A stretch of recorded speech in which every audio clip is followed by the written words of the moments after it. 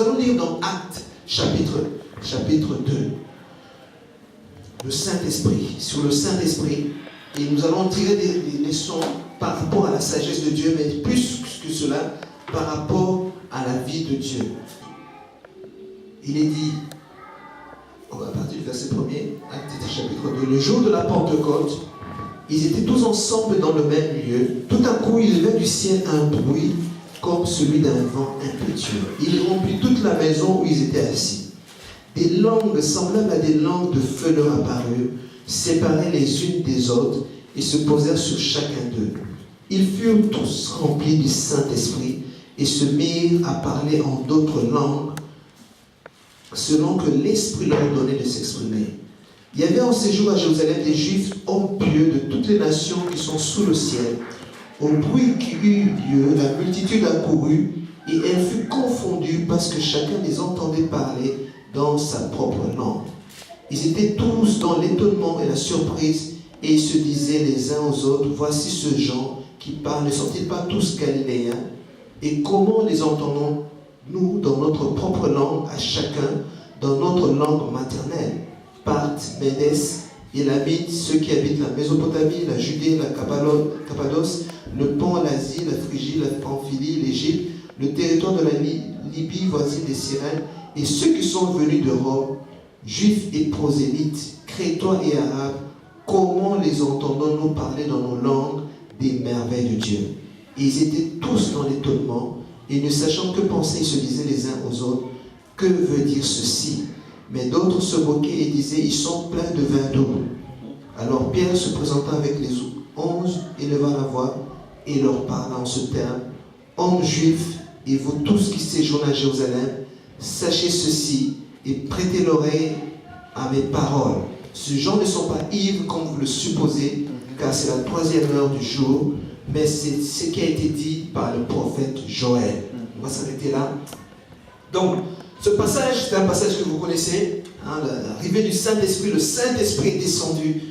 Il y a eu 3000 personnes qui ont donné leur vie. Extraordinaire. L'Esprit Saint, c'est l'esprit de l'évangélisation. L'Esprit, c'est l'esprit de prophétie, nous allons voir aussi. Mais il y avait quelque chose qui s'est passé ce jour-là. C'est pourquoi la Bible dit, le royaume de Dieu, c'est comme un filet.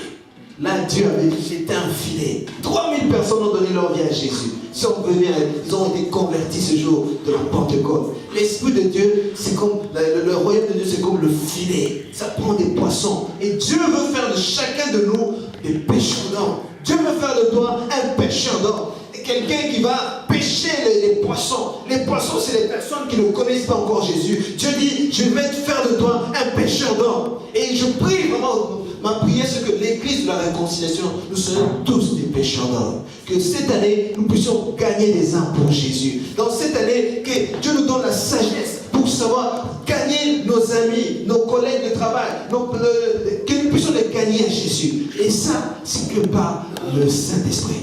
La Bible nous dit le jour de la Pentecôte. Déjà, le mot Pentecôte, c'est la fête de la Pentecôte, c'est la fête de la moisson. C'est la fête de la récolte.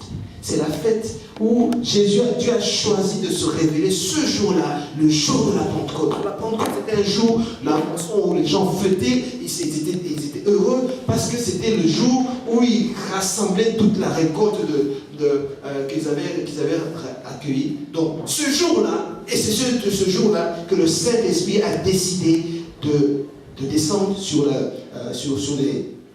120 qui étaient là et qui étaient remplis du Saint-Esprit. Donc, ça nous rappelle, ça nous dit qu'aujourd'hui, Dieu dit, levez les cieux, la moisson est prête, la moisson est là, mais il y a peu d'ouvriers. Dieu dit, lève les yeux, et là, Dieu a tout déjà préparé, afin que maintenant, il faut engager, il faut maintenant faire entrer la moisson.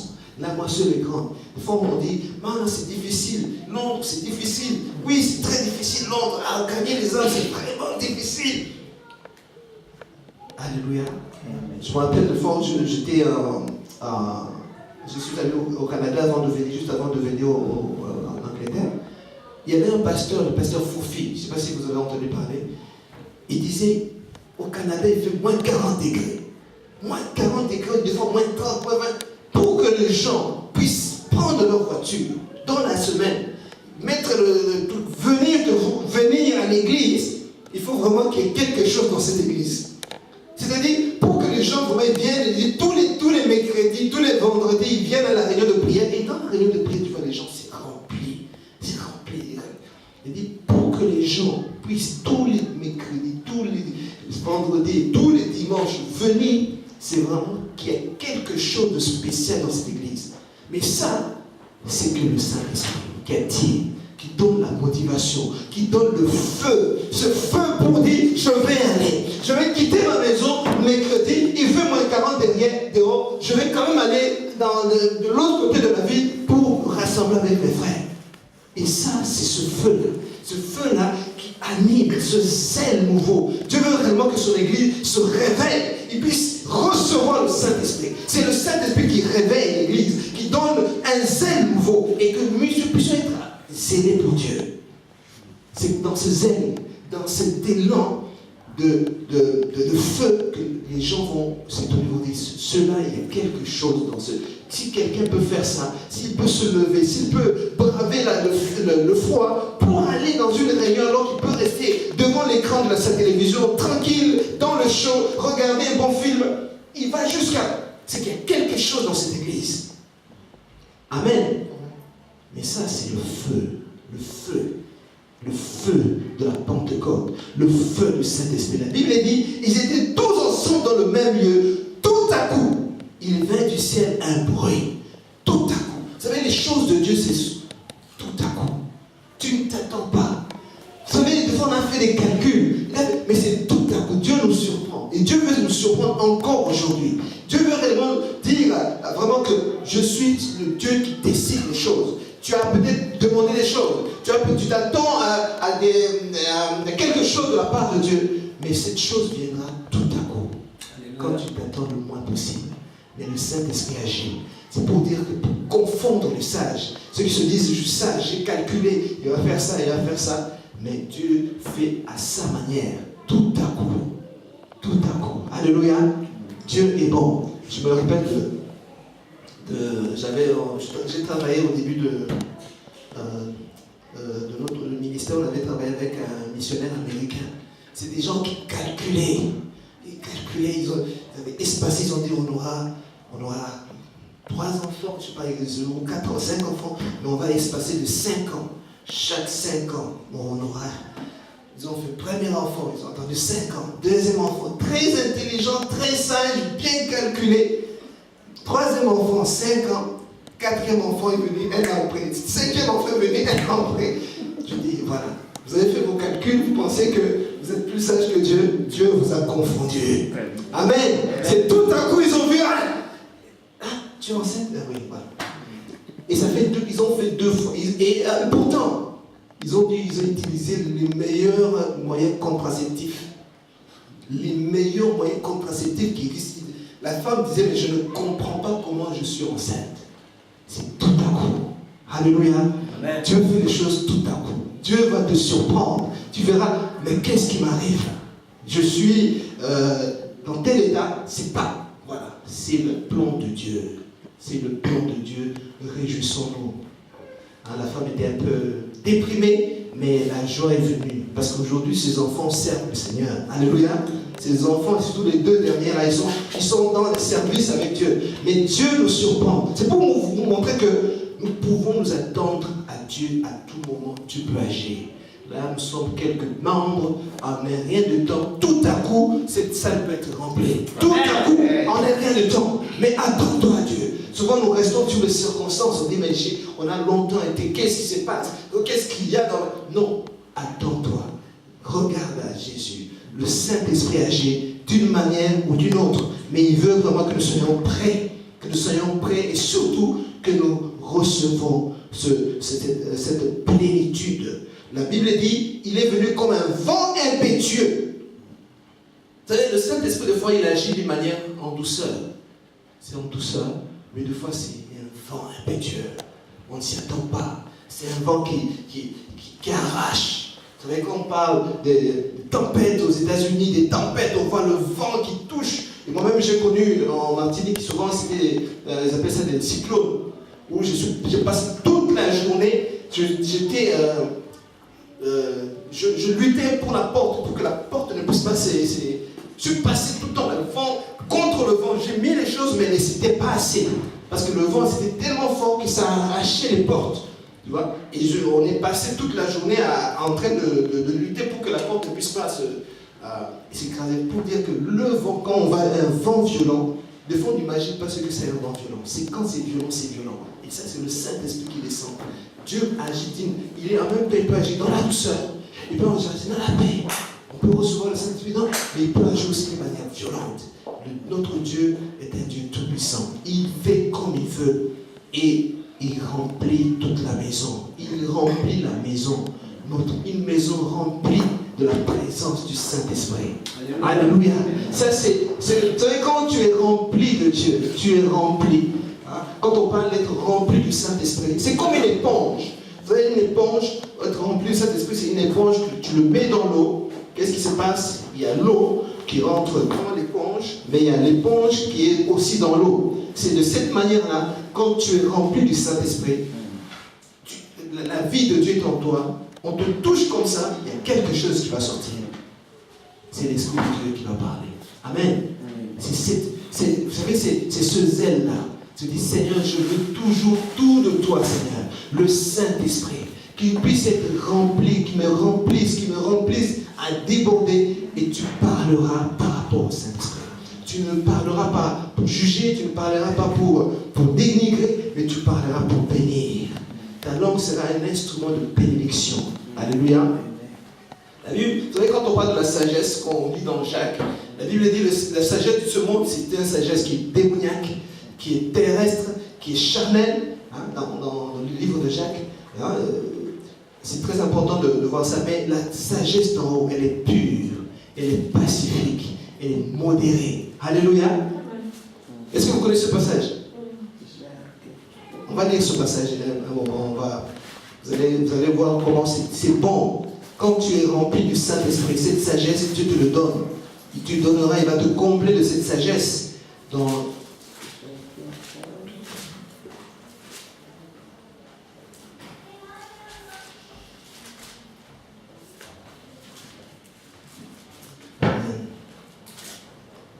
Jacques chapitre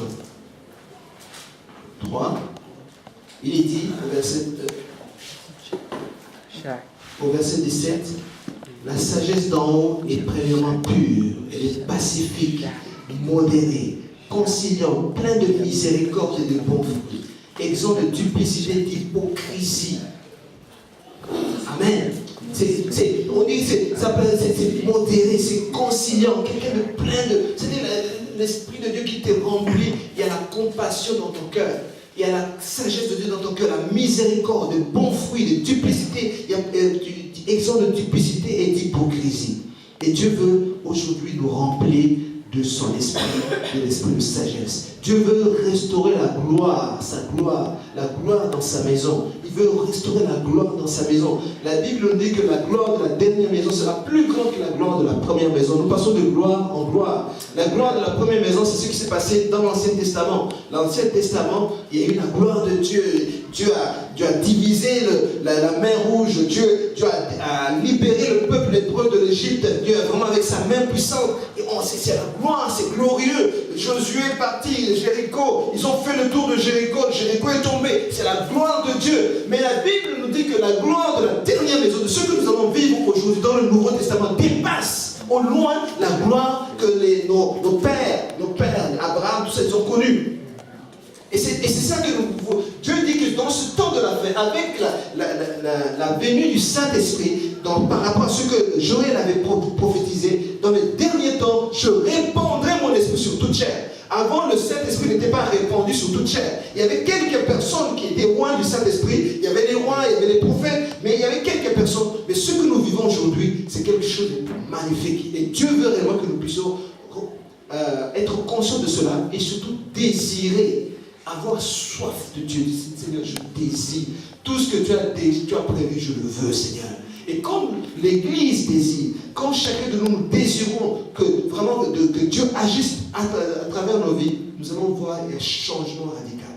Mais il y aura un réveil puissant. Vous savez, quand on parle de réveil, c'est un moment où le Saint-Esprit agit d'une manière extraordinaire. Où des fois même des gens peuvent, juste en passant dans la rue, entendre les chants, rentrer dans l'église et dire « Je veux ce Jésus ». C'est ça le réveil. C'est un temps où il y a des guérisons, des miracles, des prodiges. C'est ça le réveil. Et ça s'est produit dans l'histoire et ça se produit encore aujourd'hui.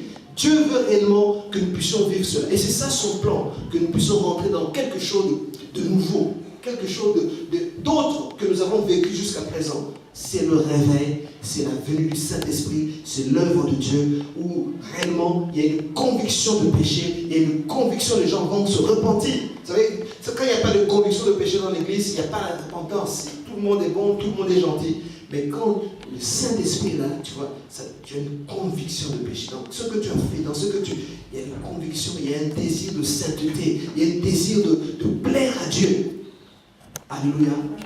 Prions dans ce sens-là, que Dieu se révèle pour l'Église, pour nos vies, pour nos maisons, pour nos couples. C'est important d'établir l'autel de Dieu dans nos maisons.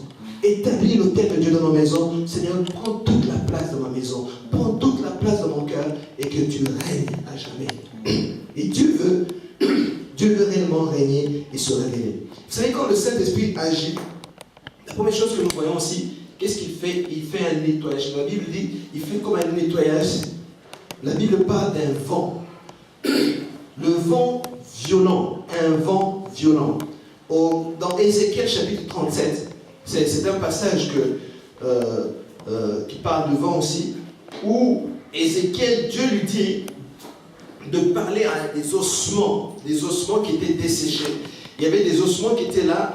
Dieu dit à Ézéchiel, prophétise à ces ossements et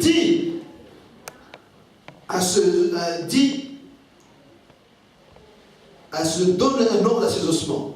C'est dans Ézéchiel chapitre 37. Dieu, donc Ézéchiel prophétise, parle aux ossements. Il y a eu un mouvement, il y a eu des nerfs, les os n'avaient pas de nerfs, il y a des nerfs, il y a des muscles, tout ça. Et puis à un moment donné, Dieu dit non, maintenant tu vas prophétiser, tu vas parler à l'esprit. Tu parleras à l'esprit et tu diras à l'esprit qui vienne et qui touche ces ossements desséchés. Et Ézéchiel prophétise. Il dit à l'esprit, ainsi parle le Seigneur, l'Éternel, esprit vient des quatre vents, souffle sur ce mort. Vous savez, c'est un passage de l'Ancien Testament, c'est dans Ézéchiel chapitre 37. Ça nous révèle quelque chose par rapport au Saint-Esprit. Qu'est-ce que le Saint-Esprit agit? Quand le Saint-Esprit agit, donc on parle du vent, mais il y a l'ordre, il y a la restauration, il y a la structure. C'est très important que nous puissions rentrer dans l'ordre de Dieu. Vous savez, là, il y avait un ossement desséché, quelque chose qui est sec, il n'y avait pas de muscles, il n'y avait pas de nerfs. Dieu dit, quand Ézéchiel a prophétisé, il a parlé, il y a eu quelque chose, il y a eu l'ordre qui a commencé à se faire. Vous savez, prophétiser, c'est parler, dans le sens de l'Ancien Testament, c'est parler de la part de Dieu. Vous savez, quand on parle de prophétiser, on voit toujours un prophète. Non, il y a prophétie, il y a le don de prophétie, il y a le ministère prophétique, et il y a la prophétie pour ta vie. Quand tu parles, tu parles de la parole de Dieu, tu appliques la parole de Dieu pour ta vie. Tu es en train de prophétiser pour ta propre vie. Amen. Si tu crois, tu verras la gloire de Dieu. Et tu dis, Seigneur, je crois et je veux voir la gloire de Dieu. Tu le verras. Dieu dit, quand nous confessons, les paroles de Dieu sont puissantes dans la bouche de Dieu, mais les paroles de Dieu sont puissantes aussi dans ta bouche. Ce que Dieu a dit, quand moi je le confesse, quand je le proclame, ça a autant de puissance que quand Dieu le proclame.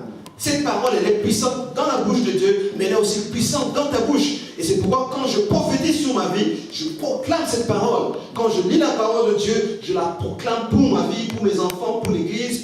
Je la proclame, tu prophétises sur l'église. Tu parles de la part de Dieu et tu prends autorité. Et nous avons besoin de connaître cette manière d'agir du Saint-Esprit. Le Saint-Esprit attend que nous puissions parler pour commencer à agir.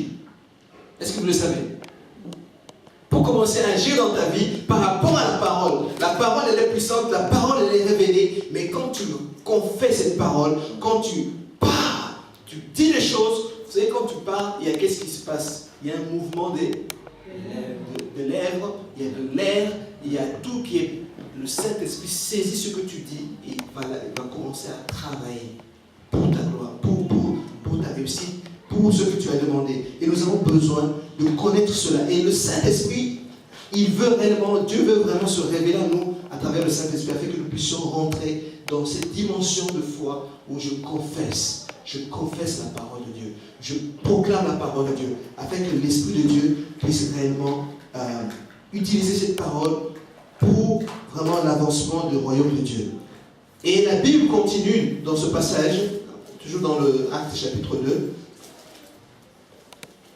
Il est dit, donc tout à coup, il vint un vent impétueux. Attends, je vais retrouver ce passage de...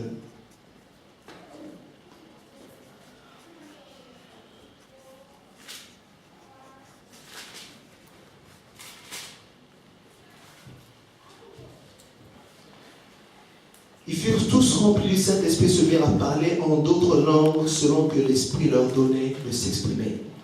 Selon que l'Esprit leur donnait de s'exprimer. Ils ont reçu le Saint-Esprit, ils sont remplis du Saint-Esprit et ils se mirent à parler en d'autres langues. Et c'est vraiment un principe spirituel important aussi. Quand le Saint-Esprit descend, il y a un esprit de prophétie, il y a quelque chose qui se dégage, il y a quelque chose qui sort de la bouche. Ils ont été remplis et ils commencent à parler. Ils parlent. Là, la Bible dit, ils ont parlé en d'autres langues. Et je fais le parallèle aussi avec dans Nombre, chapitre 11, verset 29. En Nombre 11, 29, il est dit, l'Éternel descendit dans la nuée et parla à Moïse, et prit de l'esprit qui était sur lui, et le mit sur les 70 anciens. Et dès que l'esprit reposa sur eux, ils prophétisèrent, mais ils ne continuèrent pas. Donc il y eut deux hommes, l'un appelé Elda et l'autre Méda, qui étaient restés dans le camp, et sur lesquels l'esprit reposa, car ils étaient parmi les inscrits, quoiqu'ils ne fussent point allés à la tente. Un jeune garçon courut l'annoncer à Moïse et dit, Elda et Méda prophétisent dans le camp. Et Josué, fils de Nun, serviteur de Moïse depuis sa jeunesse, prit la parole et dit, Moïse, mon Seigneur, empêche-les. Et là, Moïse va dire, le souhait de Moïse, il a dit, je ne vais pas les empêcher, j'aimerais même que tout le peuple de Dieu puisse prophétiser. Ça, c'est Moïse qui le dit. Vous pouvez lire ça dans Nombre 11. Vous savez, Dieu a pris l'esprit qui était dans Moïse, il l'a mis sur les 70. 70 qui étaient l'ancien. Et quand il a mis sur ils ont commencé à prophétiser. Ils ont commencé à parler. Vous savez, l'esprit est descendu, l'esprit était mis sur ce lit. Ils ont commencé à prophétiser. Et à un moment donné, il y a même deux qui étaient en dehors du camp, commençaient à prophétiser. Moïse, Josué dit, non, il prophétise, il faut l'arrêter. Moïse a dit, mais non, je ne vais pas l'arrêter. Si c'était possible, même que tout le peuple de Dieu puisse prophétiser. Et le souhait de Dieu, de Moïse, s'est accompli le jour de la Pentecôte. Alléluia. Alléluia. Ça s'est accompli le jour de la Pentecôte où Dieu répand son esprit sur toute chair. L'esprit de prophétie, le Saint-Esprit d'abord, l'esprit de prophétie. Vous savez, des fois on est très impressionné avec la prophétie. L'Esprit Saint est l'esprit des prophéties. C'est l'esprit qui dit les mystères. C'est l'esprit qui vient te révéler les choses. C'est l'esprit de la révélation. Là, quand on parle en langue, on dit des mystères. La Bible dit, on dit des révélations. Ce sont des révélations qui nous sont dites. C'est pourquoi la Bible dit, celui qui parle en langue prie pour recevoir l'interprétation afin de savoir qu'est-ce que je parle. Mais Dieu veut vraiment que nous puissions rentrer dans cette dimension de la révélation de Dieu.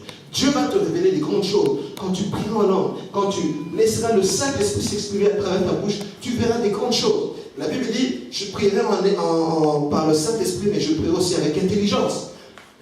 C'est vraiment comme, je commence avec le Saint-Esprit. Quand je prie par l'intelligence, la prière que je fais, souvent c'est des prières prophétiques. C'est des prières de révélation.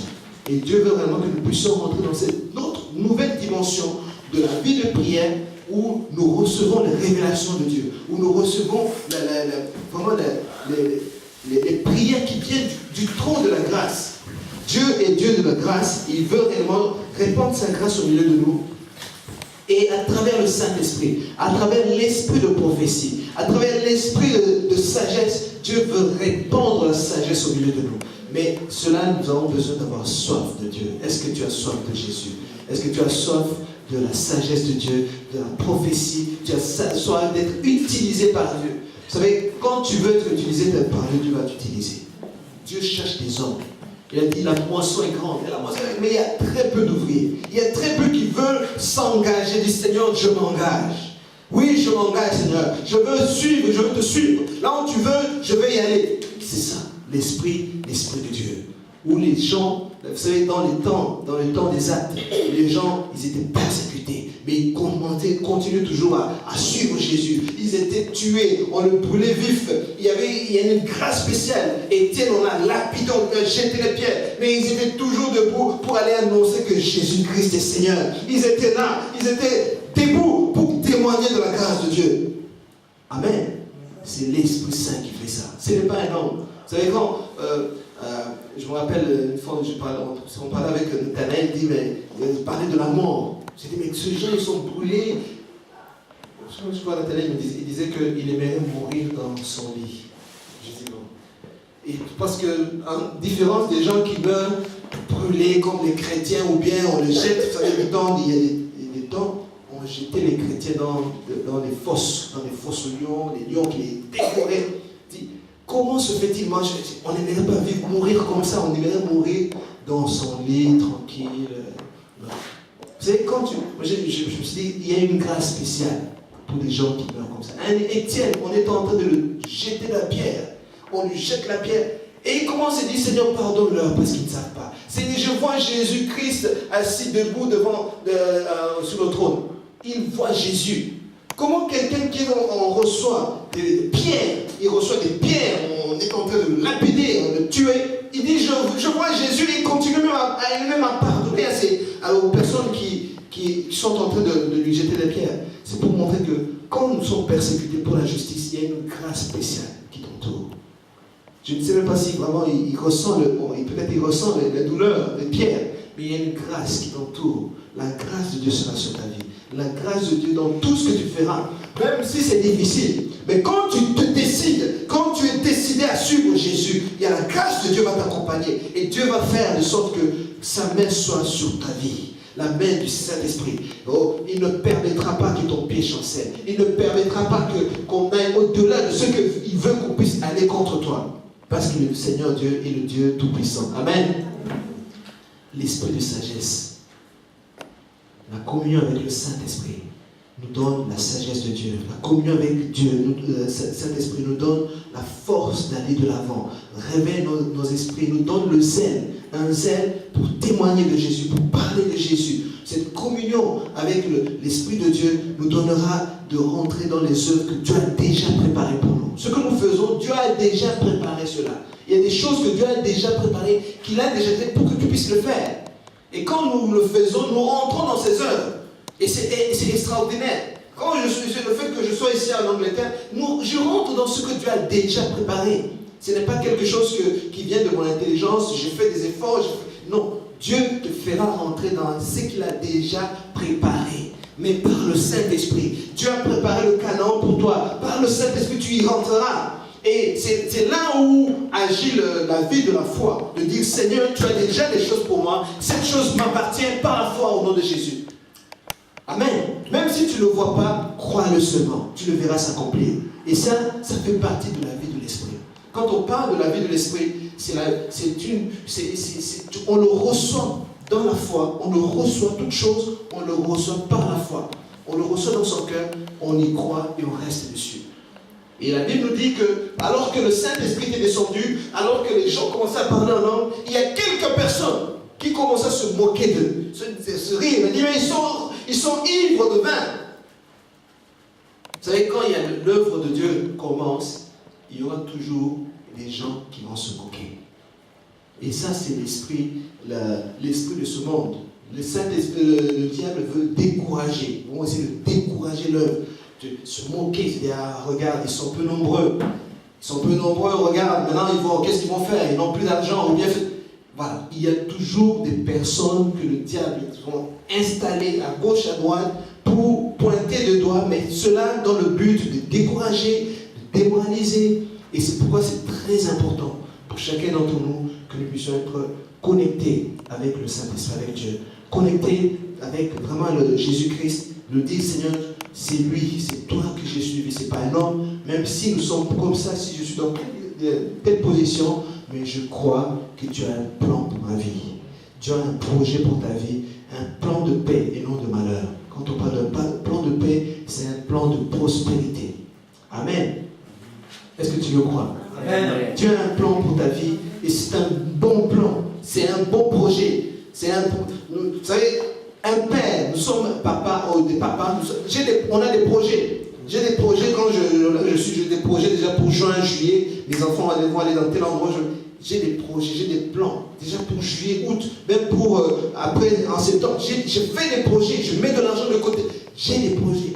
Un papa, mais Dieu a aussi des projets pour ta vie. Et c'est ce qui est merveilleux. Nous rentrons dans ces projets et ces projets sont les meilleurs projets que tu peux penser. C'est les meilleurs des projets.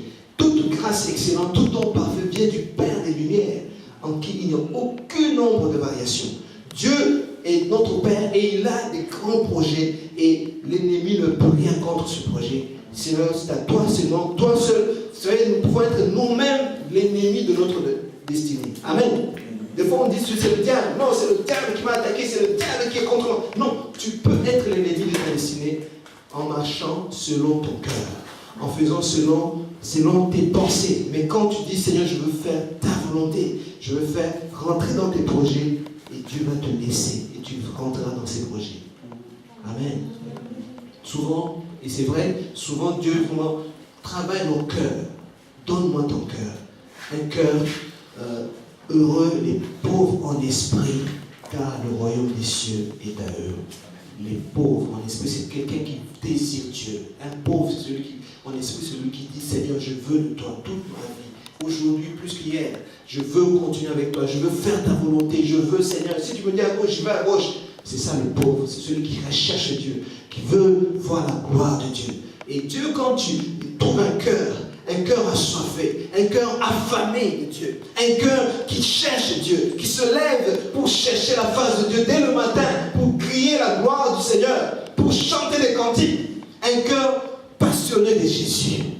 Ce cœur-là, Dieu va étendre sa main sur toi. Amen.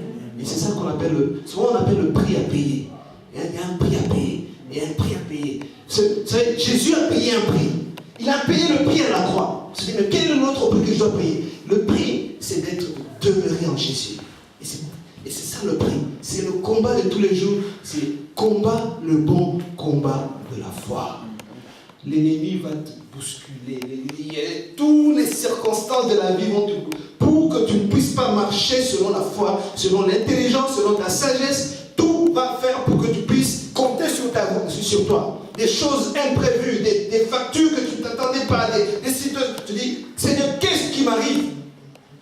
Mais si tu connais, vous savez, quand tu connais dans le combat spirituel, tu connais le projet de Dieu pour ta vie, tu connais ce que l'ennemi fait, tu peux dire, gloire à Dieu, tu élimines 50% des combats. Parce que tu le sais. Mais quand tu ne le sais pas, tu es surpris. Tu es surpris, des fois on est affolé, des fois on a peur. Ah, qu'est-ce qui m'arrive? Voilà. Dans la peur, on agit. Dans la précipitation, on agit sans vraiment prendre garde. Alléluia. Et Dieu dit, reste, sois calme. C'est dans le calme et la confiance que sera ta force. C'est dans le calme et la confiance que sera l'aboutissement de l'affaire. Reste calme, compte sur le Seigneur. Alléluia. Le Seigneur est bon, Dieu est bon. Donc la Bible, et on voit donc Pierre qui se lève, Pierre qui part, alors que les gens, il y en a parlé en langue, les gens les entendaient à leur propre langue, il y a des miracles qui étaient en train de se produire. La sagesse de Dieu, la sagesse de Dieu s'est accomplie. À la Pentecôte, c'est révélé. Dieu a envoyé son Esprit Saint. Et Pierre qui se lève. Et ça aussi c'est extraordinaire. Pierre qui se lève. Et commence à parler aux gens. Il commence à parler. Et il a dit, ces gens ne sont pas ivres de vin. Parce que l'esprit de prophétie, c'est le témoignage de Jésus. Il va témoigner de Jésus. L'Esprit de Dieu est descendu sur lui, l'esprit de prophétie, et a commencé à témoigner. Pierre avait peur de témoigner de Jésus quand il était dans avant la mort de Jésus, il avait peur quand on lui a demandé, est-ce que tu es parmi ceux qui sont avec cette personne, c'est avec Jésus. Il a dit, non, je ne connais même pas cette personne. Il y avait la peur. Il y a quelque chose qui détruit la foi, c'est la peur. Et quand le Saint-Esprit descendit, Pierre n'avait pas peur. Il pouvait être lapidé. Il y avait beaucoup de gens qui sont là. Il a dit, oh, écoutez-moi. J'ai quelque chose à vous dire. Hommes juifs, vous qui séjournez à Jérusalem, sachez ceci. Alléluia. Et il va parler de Jésus. Il va parler de Jésus. Et il n'y a plus de peur. Vous savez, la peur nous paralyse, nous bloque dans notre foi. Il y a beaucoup de choses que Dieu veut faire à travers chacun d'entre nous. Devant, c'est la peur. Qu'est-ce que les gens vont penser? Qu'est-ce qu'ils vont penser de moi? Qu'est-ce qu'ils vont croire? Voilà. Et ça fait qu'on nous dit, hein, on ne témoigne pas. On est là. Voilà. On est un bon chrétien. On donne sa dîme, on vient à l'église. Mais Dieu veut plus que cela. Dieu veut faire de nous des instruments afin d'apporter l'évangile. Il a dit, vous serez mes témoins. Vous serez mes témoins. Vous serez remplis du Saint-Esprit et vous serez mes témoins à Jérusalem, en Samarie, jusqu'aux extrémités de la terre. Le Saint-Esprit vient pour faire de nous des témoins de Jésus. Témoigner par ta vie, témoigner par ta parole, témoigner. C'est ça, le feu, rempli du feu. Que nous ne puissions pas accepter la routine, le train-train. Je viens, je suis assis, je écoute, je reviens. Voilà. Dieu veut t'utiliser puissamment. Là où tu es, quand Dieu veut vraiment utiliser l'église de la réconciliation, chacun d'entre nous, pour son œuvre, pour son royaume. Nous devons être, Seigneur, je veux être utilisé de toi. Je veux, utilise-moi. Sers-toi de moi, Seigneur. Je veux de toi, Jésus. Je veux la puissance, recevoir le Saint-Esprit, recevoir la sagesse de Dieu. Quand je parle avec les inconvertis, des gens qui ne connaissent pas de Dieu, la Bible dit, le sage gagne des âmes. Seigneur, donne-moi la sagesse pour gagner ces personnes. Il y a des personnes, juste une parole, ça va toucher leur cœur. Alléluia. Nous avons besoin de la sagesse de Dieu. Nous avons besoin du Saint-Esprit. De demander au Saint-Esprit, Seigneur, aide-moi. Comment je peux faire pour gagner telle personne à Jésus? Comment je peux faire? Qu'est-ce que je dois dire? Il faut beaucoup de sagesse pour parler aux inconvertis. Il y a certains inconvertis, ils ont besoin ils n'ont pas besoin d'entendre la Bible. Ils ont juste besoin peut-être de ton témoignage de ta vie. Il y a d'autres qui auront besoin d'entendre cette Bible, qui les confrontent avec la... Vraiment, il faut demander la sagesse de Dieu. Vraiment, que Dieu nous donne cette sagesse dans toutes nos relations que nous sommes sur la terre. Vous êtes la lumière du monde. Vous êtes le sel de la terre. Comme Jésus a été, Dieu veut que nous soyons comme il a été. Il veut que nous marchions comme il a marché. Il est notre modèle, il est notre grand frère, il est celui qui est venu nous montrer le chemin. Et il dit, suivez mon exemple. Vivez pour Jésus. Amen. Jésus, il a dit, je fais tout pour plaire à mon Père. Est-ce qu'aujourd'hui je peux dire, tout ce que je fais, c'est pour plaire à Jésus? Est-ce que je peux le dire? Mais par le Saint-Esprit, oui, je peux. Parce que quand tu marches par le Saint-Esprit, ton désir, c'est de plaire. Parce que l'Esprit de Dieu glorifie Jésus. Continue constamment, cherche à glorifier Jésus. Et quand je glorifie Dieu, Jésus, Dieu est content et Dieu réellement me prend avec lui et il accomplit ses projets dans ma vie. Ce sont des personnes, je dirais comme presque des kamikazes. Vous savez, quand on parle de kamikazes, on voit des kamikazes, de quelqu'un qui met une ceinture de grenade avec une bombe à la main, comme ça, il court dans la foule, et bah, il éclate. C'est un kamikaze. On dit, ah, c'est un kamikaze. Ah, les islamistes sont des kamikazes. Mais est-ce qu'il y a des kamikazes pour Jésus? Alléluia. Pas pour se tuer comme ça dans le lieu public, mais c'est pour dire, se lever, se dire, Jésus t'aime. Ça, c'est un kamikaze. C'est-à-dire, les gens peuvent se dire, mais vous savez, le pasteur avec qui j'ai travaillé aux Antilles, c'est ça qu'il a fait. Dans le métro, dans le tunnel du métro, il se levait, il rentrait, vous savez, dans le lieu où on fait les gens jouent à la guitare. Lui, il se mettait dans des endroits comme ça, il commençait à parler de Jésus. Et il a commencé son église dans les souterrains. Les gens se moquaient de lui, des amis qui passaient là, ah, mais toi tu es fou, toi tu penses que là tu vas gagner des âmes. Et c'est comme ça qu'il a gagné au moins une centaine de personnes à Paris. Il a commencé l'église, mais elle a commencé là. Les gens le voyaient, il parlait de Jésus comme un fou, il parlait de Jésus. Vous savez, et ça, vous savez, nous avons besoin de ça. vous comme moi, j'ai aussi besoin de ça. Alléluia. Amen. Mais ça, c'est le Saint-Esprit. C'est le Saint-Esprit qui nous donne un zèle nouveau. Le vin nouveau est meilleur. Le vin du Saint-Esprit, c'est meilleur.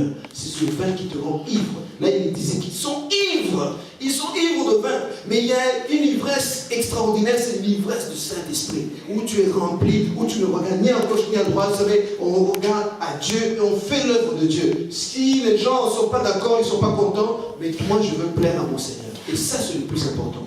Amen. Que Dieu vraiment nous donne cette ivresse. Que nous puissions être des témoins, que nous puissions travailler pour lui, que nous puissions même, tu achètes des traités, tu vas distribuer les traités à gauche, je vois, Wood Green, il y a des gens qui ont des traités qui donnent, qui parlent, Jesus love you. Voilà. Les gens, ils sont là, ils font quelque chose, ça peut juste être une personne qui est touchée avec ça. Mais c'est déjà beaucoup. Alléluia. C'est beaucoup pour le Seigneur. Donc, que Dieu réveille notre conscience, qui nous réveille l'Église, qui réveille nos pensées. On voit Pierre qui rentre dans sa destinée, une onction extraordinaire. Une onction extraordinaire. Il rentre dans ce que Dieu a déjà préparé pour lui. Un homme, un serviteur, un apôtre qui annonce l'évangile, oui, sans limite, sans peur. Et Dieu veut réellement que nous puissions être de ces hommes remplis de l'onction de Dieu pour faire les œuvres que Dieu a déjà préparées pour nous. Ça peut sembler comme, on peut dire, c'est un peu au-dessus de nos têtes, mais c'est par le Saint-Esprit. La Bible dit, c'est ni par la puissance, ni par la... mais c'est par le Saint-Esprit. C'est le Saint-Esprit qui te rend capable. Il te rend capable de faire ce qu'il a déjà préparé pour toi. Et désirons. Et le point de départ, c'est la soif. J'ai besoin de boire. J'ai besoin de l'eau. Est-ce qu'il y a des gens qui ont besoin de l'eau ici? Amen.